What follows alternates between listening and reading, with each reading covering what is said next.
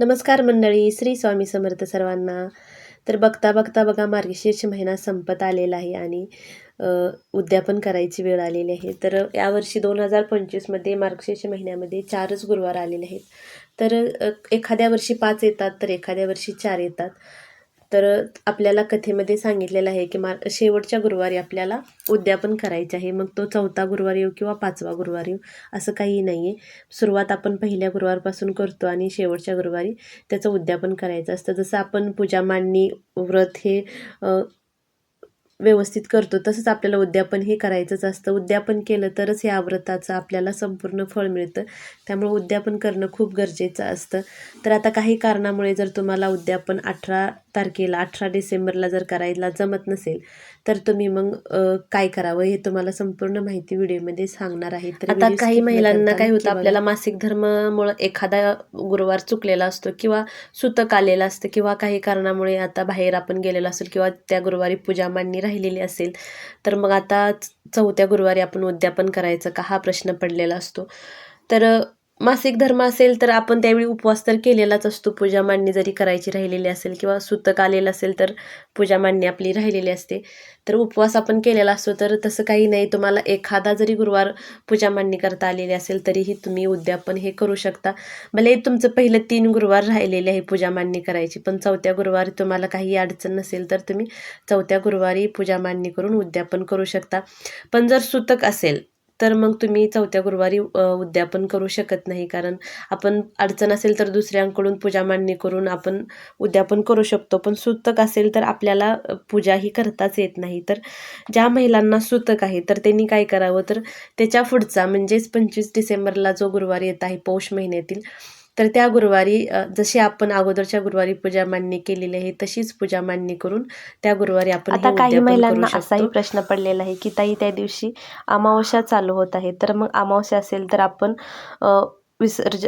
उद्यापन करू शकतो का? तर अमावस्या ही उत्तर रात्री 4:59 चालू होत आहे. तर अमावस्येचा तसा काही प्रभाव नाही गुरुवारच्या दिवशी, तर आपण नक्की आवर्जून उद्यापन करू शकतो. आणि जरी अमावस्या आली असेल तरीही आपण दिवाळीमध्ये जे लक्ष्मीपूजन करतो तर ते अमावस्या दिवशीच करतो. अमावस्या हा काही वाईट दिवस नसतो या, त्यामुळे जर आपल्याला अमावस्या असेल तरीही आपण उद्यापन करायला काही हरकत नाही आहे. फक्त तुम्हाला जर सुतक असेल तर मग तुम्हाला उद्यापन करता येणार नाही. मासिक धर्म असेल तर तुम्ही शेजारी किंवा घरातील कोणत्याही दुसऱ्या व्यक्तीकडून हे उद्यापन करू शकता. पूजा मांडणी करून घ्यायची, तुम्ही फक्त उपवास करायचा आणि कथा ऐकायला बसायचं. बाकीचं सर्व घरातील तुमच्या घरात मुलगी असेल, तुमची मोठी मुलगी असेल किंवा मिस्टर जर करत असतील तर त्यांच्याकडून हे तुम्ही करून घेऊ शकता. सुतक असेल तर मग आपल्याला पुढच्या गुरुवारी म्हणजेच 25 डिसेंबरला करायचे आहे. आता तुम्ही जर त्या दिवशी कुठं बाहेर जाणार असाल किंवा काही कारणानिमित्त ज्या वर्किंग वुमन असतात तर त्यांना हे शक्य होत नसेल, तर तुम्ही मग पुढच्या गुरुवारी तुम्ही हे उद्यापन करू शकता. फक्त आपल्याला उपवास आहे जोपर्यंत आपलं उद्यापन होत नाही, मग आपल्याला जर 5व्या गुरुवारी उद्यापन करायला जमले नाही, 6व्या जर गुरुवारी करायचे असेल तर उपवास तोपर्यंत गुरुवारचा आपल्याला चालूच ठेवायचं आहेत. आणि मेन म्हणजे आपल्याला नॉनव्हेज खायचं नाही. जोपर्यंत आपलं उद्यापन होत नाही तोपर्यंत आपल्याला उपवास करणं चालू ठेवायचं आहे आणि नॉनव्हेज खाणं पाळलं पाहिजे. उद्यापन झाल्यानंतर मग तुम्ही हे म्हणजे गुरुवारचे उपवास सोडले तर चालतात आणि परत तुम्ही नॉनव्हेज खाल्लं तरीही चालतं. जसं की आपण पूजा मांडणी करतो तसंच आपल्याला शेवटच्या गुरुवारी ज्या दिवशी उद्यापन करणार आहे तर त्या दिवशीही आपल्याला तशीच पूजा मांडणी करून घ्यायची आहे. उंबरठ्याला हळदीचं लेपन, दरवाजाची पूजा करून घ्यायची, दरवाजावरती कुंकवाने स्वस्तिक काढून घ्यायचं आहे. लक्ष्मी मातेला स्वच्छता जास्त प्रिय आहे, तर घरामध्ये सगळीकडे आपण घर सगळं स्वच्छ करून घ्यायचं आहे.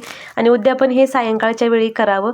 जर तुम्हाला काही कारणामुळे जमत नसेल तर तुम्ही मग 4 ते 5च्या वेळेला पण करू शकता किंवा मग सकाळी केलं तरीही चालतं, तुम्हाला जर तशी अडचण असेल तर. पण शक्यतो उद्यापन हे लक्ष्मी मातेचं आगमन होतं तिन्ही सांजेला 6-6:30च्या वेळेला, तर त्या वेळेला तुम्ही करू शकता. पण जसा वेळ असेल तुमच्याकडे तर तुम्ही त्यानुसारही केलं तरीही चालतं. उद्यापनाच्या दिवशी आपल्याला 5 कुमारिका भेटल्या तर कुमारिका बोलवू शकता किंवा सुवासिनी असतील तर सुवासिनींना सुद्धा तुम्ही बोलवू शकता. आता तुमच्याकडे शेजारी ज्या कोणत्या असतील, सुवासिनी असतील तरी चालतील किंवा कुमारिकाही चालतील. तर त्यांना बोलवून घ्यायचं आपण, त्यांना हळदी कुंकू लावून द्यायचं. आता काही ठिकाणी त्यांचे पायही पुजले जातात. तुमच्याकडे जर तशी पद्धत असेल तर तुम्ही तसंही करू शकता. पण ते जर करायला जमत नसेल तर तुम्ही किमान हळदी कुंकू लावून ना त्यांना हे जे कथा आहे, कथेचं एक एक पुस्तक आणि कोणतंही एक फळ, केळी किंवा ॲपल, आंबट फळे शक्यतो देऊ नये असं म्हणतात. मग केळी किंवा ॲपल तुम्ही दिलं तरी चालतं. या कथेचं एक एक पुस्तक, एखादं फूल असेल गुलाबाचं किंवा गजरा असेल किंवा शृंगाराचं जे काही साहित्य असतं तेही तुम्ही भेटवस्तू म्हणून देऊ शकता. उद्यापनाला आपण ज्या सुवासिनी बोलवत असतो तर त्या लक्ष्मी स्वरूप आपल्या घरामध्ये येत असतात. साक्षात लक्ष्मीचाच अवतार आपल्या घरामध्ये आलेला असतो. तर तुम्ही त्यांची मनोभावी पूजा करू शकता. हळदी कुंकू लावून घ्यायचं. त्यांना म्हणजे लक्ष्मी मातेला खीर आवडते तर त्यांचा जर उपवास असेल तर उपवासाची एखादी खीर बनवून तुम्ही त्यांना खायला देऊ शकता. किंवा जर उपवास नसेल तर त्यांना जर तुम्ही जेवणासाठी बोलवत असाल, जेवणासाठी येत असतील तर तुम्ही जेवणाचाही बेत करू शकता. तुम्हाला जर जमत असेल तर यथाशक्ती तुमच्या जे शक्य असेल तर ते तुम्ही करू शकता. खणा नारळांनी एक महिलेची किंवा 5 महिलांची तुम्ही ओटी भरली तरीही चालते. आता तुमच्याकडे 5 महिला नसतील, कुमारिकी असतील, 1 असेल किंवा 5 असतील तर कुमारिकांना त्यांच्या आवडीच्या एखादी वस्तू गिफ्ट म्हणून तुम्ही देऊ शकता.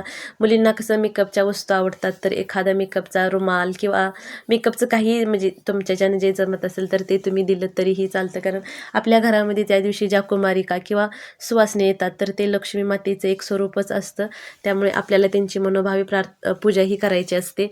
किंवा काही गोड पदार्थ बनवून त्यांना खायला द्यायचा आणि त्यांना नमस्कार करायचा. आता त्या लहान असू तुमच्यापेक्षा किंवा मोठे असू तरीही आपल्याला त्यांना नमस्कार करायचा होत असेल तर ब्राह्मण काकांना त्या दिवशी आपण दक्षिणा किंवा वस्त्र असं काही देऊन त्यांनाही नमस्कार करायचा असं कथेमध्येही आपल्याला सांगितले आहे.